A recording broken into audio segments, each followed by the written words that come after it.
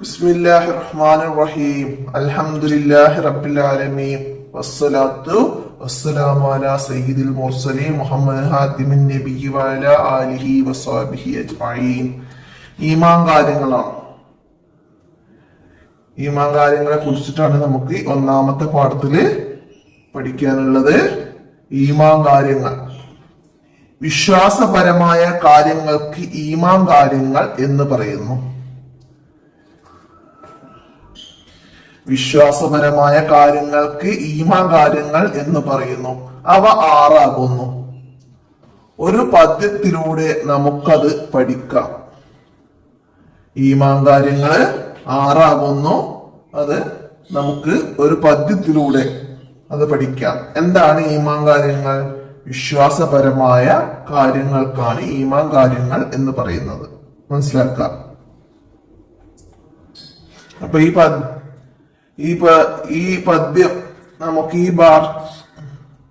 ഈ ബാർകോഡ് നമ്മുടെ ഗൂഗിളിൽ സ്കാൻ ചെയ്താല് നമുക്ക് അതിന്റെ വോയിസ് ഒക്കെ ലഭിക്കും. അപ്പൊ എല്ലാവരും അതൊക്കെ എടുത്ത് നല്ല ഈണത്തിലൊക്കെ പദ്യങ്ങളൊക്കെ പഠിക്കാം. എന്താണ്, നമുക്കൊന്ന് പാടി നോക്കിയാലോ?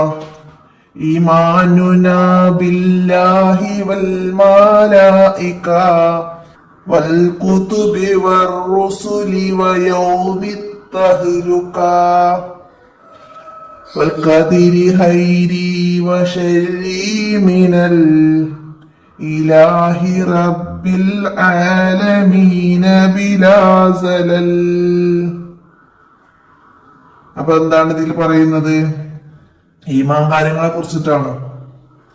അള്ളാഹുവില്, മലക്കുകളില്, കിതാബുകളില്, മുർസലുകളില്, അന്ത്യനാളില്, ഖദർ, ഹൈറും ഷറും ഒക്കെ അള്ളാഹുവിന്റെ ഖദർ അള്ളാഹു കൊണ്ടാണ് ഉണ്ടാകുന്നത് എന്ന് വിശ്വസിക്കലാണ് ഈമാൻ കാര്യങ്ങൾ.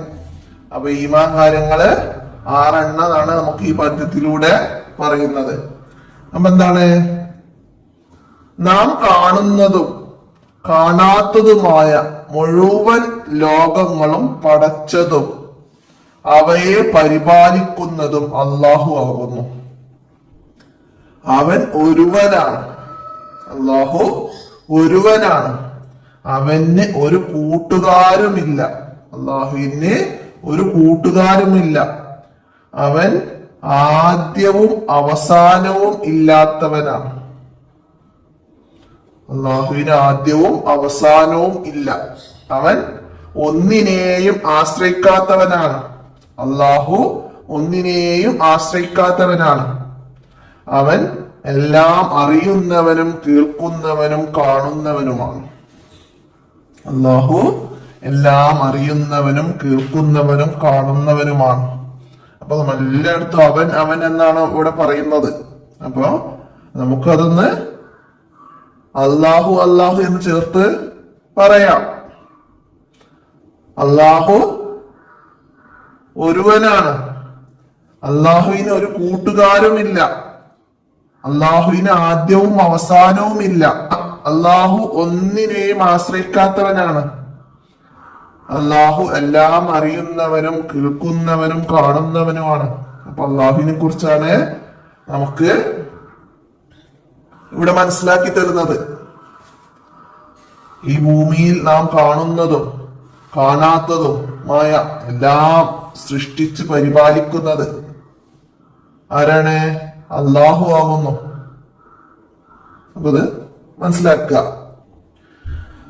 അവന്റെ അറിവിനും കാഴ്ചക്കും കേൾവിക്കും പരിധിയും പരിമിതിയും ഇല്ല. അള്ളാഹുവിന്റെ കാഴ്ചക്കും കേൾവിക്കും എന്താണ്? ഒരു പരിധിയും പരിമിതിയും ഇല്ല. അള്ളാഹു ഇത്ര വരെ കാണുള്ളൂ, ഇത്ര വരെ കേൾക്കുള്ളൂ എന്നൊന്നുള്ള ഒരു പരിമിതി ഇല്ല, ഒരു കണക്കില്ല.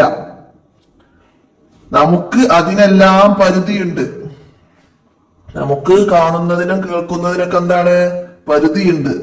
നമുക്ക് ഒരുപാട് ദൂരത്തു നിന്നുള്ള ശബ്ദങ്ങൾ കേൾക്കാൻ കഴിയോ? ഇല്ല, അതിനൊരു പരിധിയുണ്ട്.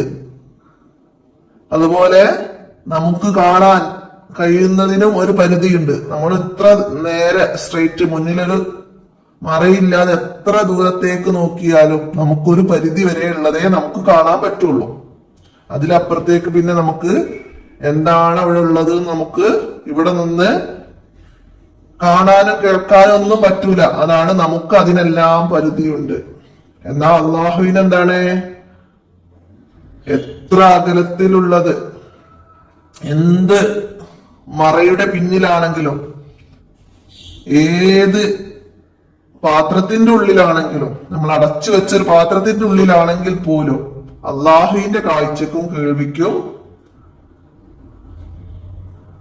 അതിന് പരിധിയില്ല. എങ്ങനെ വേണമെങ്കിലും അത് കാണാം. എന്നാൽ നമുക്ക് അതിനെല്ലാം പരിധിയുണ്ട്. മനസ്സിലാക്കാം. അവനെ മാത്രമേ നാം ആരാധിക്കാവൂ. അള്ളാഹുവിനെ മാത്രമേ നാം ആരാധിക്കാവൂ. ആരാധനക്കർഹൻ സർവലോക രക്ഷിതാവായ അള്ളാഹു മാത്രമാകുന്നു.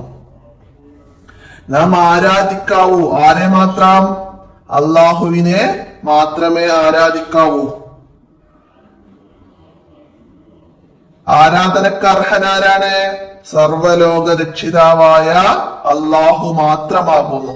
ആരാധനക്കർഹൻ ആരാണ്? അള്ളാഹു മാത്രമാകുന്നു. കാഴ്ചക്കും കേൾവിക്കും പരിധിയും പരിമിതിയുമില്ല. ആർക്കാണ്? അള്ളാഹുവിന്. അപ്പോ അതൊക്കെയാണ് ഈ പാഠത്തുനിന്ന് മനസ്സിലാക്കേണ്ടത്. നമുക്ക് ഇതിന്റെ തദ്രിബാത്ത് നോക്കാം. എന്താണ്? ഉത്തരം എഴുതണം. അള്ളാഹുവിന്റെ വിശേഷണങ്ങളിൽ നിന്ന് 3 എഴുതണം. അള്ളാഹുവിന്റെ വിശേഷണങ്ങളാണ് നമ്മൾ നേരത്തെ പറഞ്ഞത്. എന്ത്? അള്ളാഹു ഒരുവനാണ്. അള്ളാഹുവിന് ഒരു കൂട്ടുകാരനുമില്ല. അവന് ആദ്യവും അവസാനവും ഇല്ല. ഇവിടെ പറഞ്ഞില്ല. അപ്പോ അതിന്ന് 3 അവിടേക്ക് എടുത്തെഴുതാം. മനസ്സിലാക്കാം. അപ്പൊ അതൊക്കെ അള്ളാഹുവിന്റെ വിശേഷണങ്ങളാണ്. ഇനി ഇതിൽ പറയാത്ത ഇതായിട്ട് നമുക്ക് എഴുതാം. എന്തൊക്കെ എഴുതാം? ഈ ഭൂമി സൃഷ്ടിച്ചത് അള്ളാഹുവാണ്. ഭൂമിയിലുള്ള മരങ്ങൾ സൃഷ്ടിച്ചത് അള്ളാഹുവാണ്. സൂര്യൻ, ചന്ദ്രൻ, ഗ്രഹങ്ങൾ, ഗോളങ്ങൾ ഇതെല്ലാം സൃഷ്ടിച്ചത് അള്ളാഹുവാണ്. അപ്പൊ അതൊക്കെ നിങ്ങൾക്ക് മനസ്സിലാക്കാൻ വേണ്ടി പറഞ്ഞതാണ്. നിങ്ങൾ ഇതിലുള്ളത് എഴുതുക. അടുത്ത 2ാമത്തെ ചോദ്യം. ഈമാൻ കാര്യങ്ങൾ എന്ന് പറയുന്നത് എന്തിന്? ഈമാൻ കാര്യങ്ങൾ എന്ന് പറയുന്നത് എന്തിനാണ്? ഫസ്റ്റ് ഇവിടെ വായിച്ചിരുന്നു. വിശ്വാസപരമായ കാര്യങ്ങൾക്ക് ഈമാൻ കാര്യങ്ങൾ എന്ന് പറയുന്നു. 2ാമത്തെ ചോദ്യത്തിന്റെ ഉത്തരം കേട്ടോ. വിശ്വാസപരമായ കാര്യങ്ങൾക്ക് ഈമാൻ കാര്യങ്ങൾ എന്ന് പറയുന്നു. അടുത്ത 3ാമത്തത്. നമുക്ക് പരിധിയുണ്ട്. എന്തിനെല്ലാമാണ് നമുക്ക് പരിധിയുള്ളത്? കാഴ്ചക്കും കേൾവിക്കും നമുക്ക് പരിധിയുണ്ട്. അപ്പോ മനസ്സിലാക്കിയത് കാഴ്ചക്കും കേൾവിക്കും നമുക്ക് പരിധിയുണ്ട്. മനസ്സിലാക്കി എഴുതുക. അടുത്തത് പിന്നെ പൂരിപ്പിക്കാനാണ്. നമ്മള് പദ്യം പാടിയിരുന്നു. അത് അവിടെ നിന്ന് നോക്കിയിട്ട് ഇവിടേക്ക് പൂരിപ്പിക്കാനാണ്. ഈമാനുനാ ബില്ലാഹി വൽ മലായിക വൽ കുതുബി വർ റുസുലി വയൗമിത് തഹ്ലുക. അതുവരെ ഇവിടെ പൂരിപ്പിക്കണം. അപ്പൊ ഇത്രയാണ് ഈ പാഠഭാഗത്തില് വന്ന കാര്യങ്ങള്. അപ്പൊ ഈ പാഠഭാഗത്തിന്റെ കൂടെ നിങ്ങൾ എന്തൊക്കെ പഠിക്കാണ്ട്? ഈമാൻ കാര്യങ്ങൾ 6 ആകുന്നു. ഏതൊക്കെയാണ് ഈമാൻ കാര്യങ്ങള്? നമ്മള് കഴിഞ്ഞ ക്ലാസ്സിൽ പഠിച്ചതാണ്, 2ാം ക്ലാസ്സിൽ.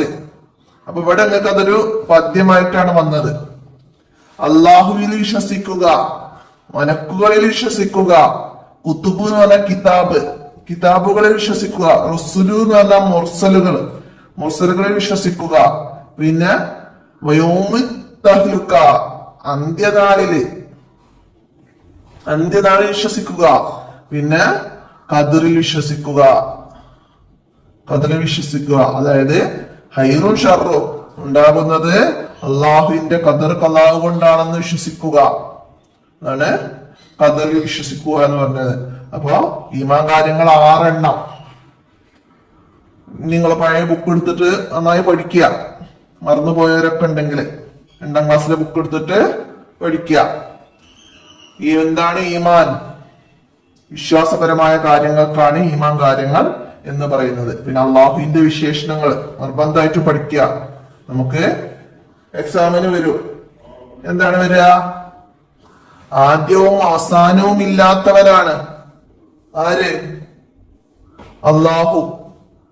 അങ്ങനെ അള്ളാഹുവിന്റെ വിശേഷണങ്ങളിൽ നിന്ന് ഏതെങ്കിലും ചോദിച്ചത് ആരാണ് എന്നൊക്കെ ചോദിച്ചാൽ നമുക്ക് എഴുതാൻ കഴിയണം. ഒരു പരിധിയുമില്ല. എന്തിനെല്ലാം? അള്ളാഹുവിന് ഒരു പരിധിയുമില്ല. എന്തിനെല്ലാമാണ്?